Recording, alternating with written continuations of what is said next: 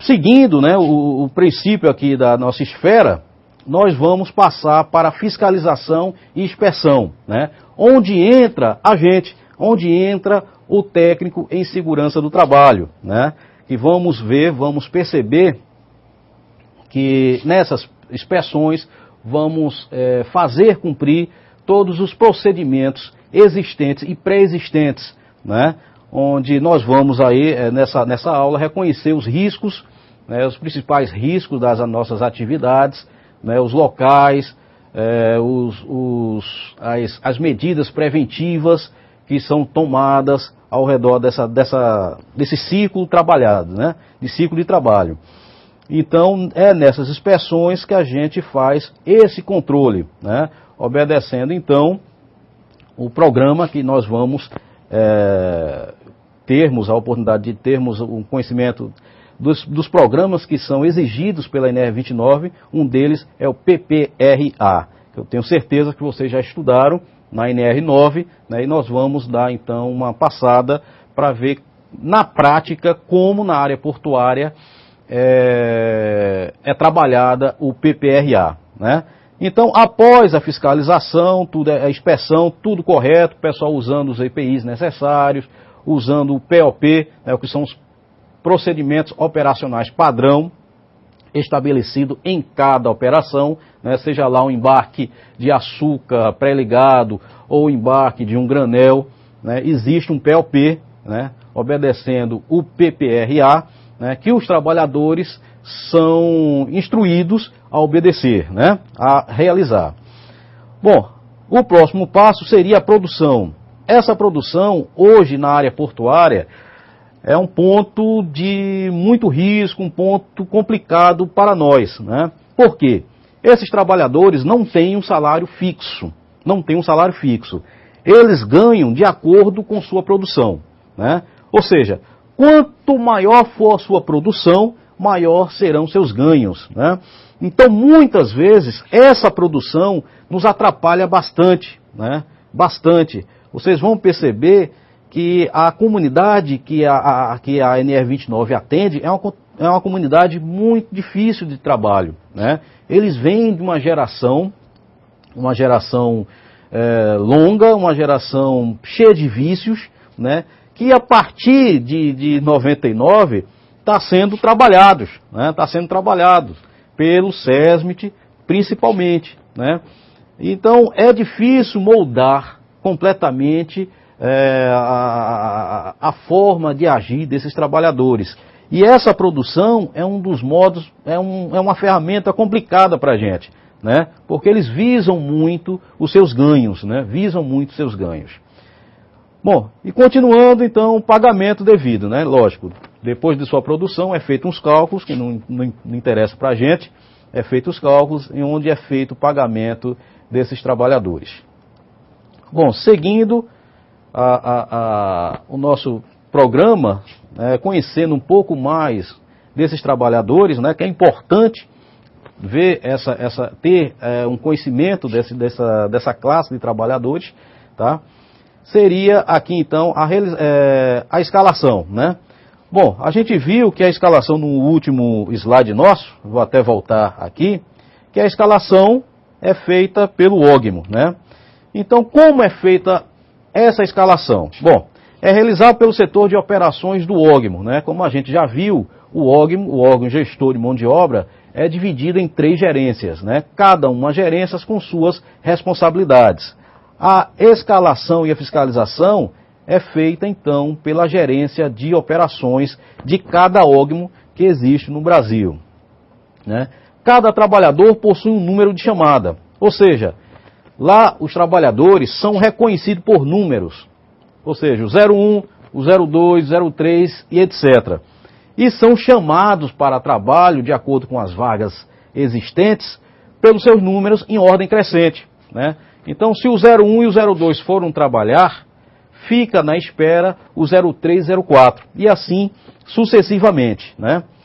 De acordo com a solicitação dos operadores portuários e a habilitação desses trabalhadores, são chamados por ordem de número crescente. Foi justamente o que eu falei agora há pouco para vocês. Bom, o outro tópico, Chegando aos seus números, os trabalhadores não são obrigados a aceitar a oferta de serviço, o que passará por um posterior trabalhador, e assim sucessivamente, né?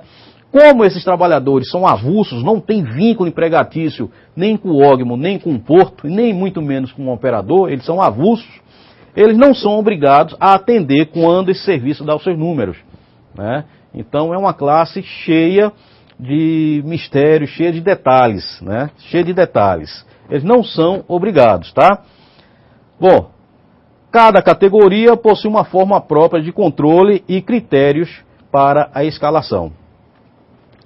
Ou seja, a gente vai ter um conhecimento, né, das categorias que existem. Como eu já falei, aqui em Pernambuco são 7 categorias diferentes, tá? E cada um tem uma forma de ser, cada um tem os seus critérios, cada um tem uma forma, suas habilitações, os seus tipos de equipamentos, né? Como a gente já viu, equipamento de borda, equipamento de terra, né? Cada um fazem os seus cursos ministrados pelo ógmo, né? E responde de acordo com a necessidade do operador, tá? Então, seguindo, vamos passar a ter um conhecimento a mais sobre como esses trabalhadores recebem os seus dinheiros, né, os seus numerários.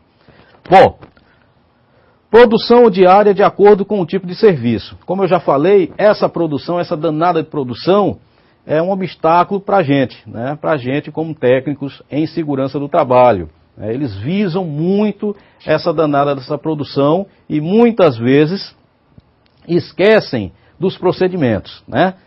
Cada produto possui uma cota de valores, os quais são fixados por acordo coletivo, né?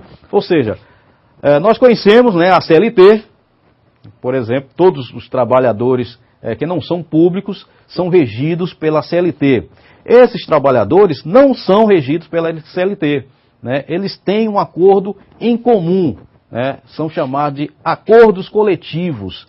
Esses acordos são feitos entre sindicatos, né, deles, que são 7 sindicatos, e os operadores portuários, ou o próprio porto.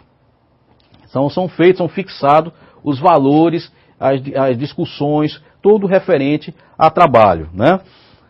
Os acordos coletivos são firmados entre operadores portuários, representantes dos trabalhadores, governo de estados e órgão gestor de mão de obra, né? É o que estava comentando agora há pouco. Vamos continuar com o último parágrafo, então, desse slide, que seria alíquota versus peso. Então, o que seria isso?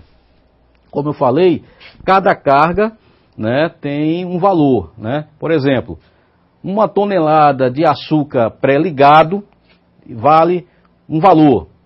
O açúcar granel já é um outro valor. E eles ganham de acordo com a tonelagem que é embarcada ou desembarcada, né? Então, esse acordo, como já comentamos, é feito ou pelo governo ou pelo Estado em reunião, tripartite, né? Ou seja, cada um tem uma opinião própria. Bom, continuando, vamos então dar início a conhecer um pouco mais quem são esses trabalhadores, né? Quem são esses trabalhadores que a NR 29 atende, né? Na realidade, são classes muito carentes que vamos comentar depois. Em Pernambuco, são 7 categorias, né? Isso não quer dizer que os portos da Paraíba, do Rio Grande do Norte, né, tenha essas 7 categorias, mas tudo dentro do mesmo parâmetro, né? Então, a primeira classe é o estivador, né? Tenho certeza que vocês já ouviram falar de estivador. E pode ter ouvido mesmo, porque ela é considerada a mãe dos trabalhadores avulsos, né? Foi a primeira classe a surgir no país, né? Para que vocês tenham uma ideia, aqui em Pernambuco, o primeiro sindicato dos estivadores é datado de 1853, né? 1853. É muito tempo, né? Naquela época, eles já se organizavam em classes trabalhísticos, né? Podemos dizer claramente que esses trabalhadores formaram uma das primeiras organizações trabalhísticas aqui no nosso país, né? Então, o que seria o estivador? Atividade de movimentação de carga no convés ou porões das embarcações, incluindo o transbordo. Compreende-se como estivagem, arrumação, piação, escoramento, com uso ou não de equipamentos.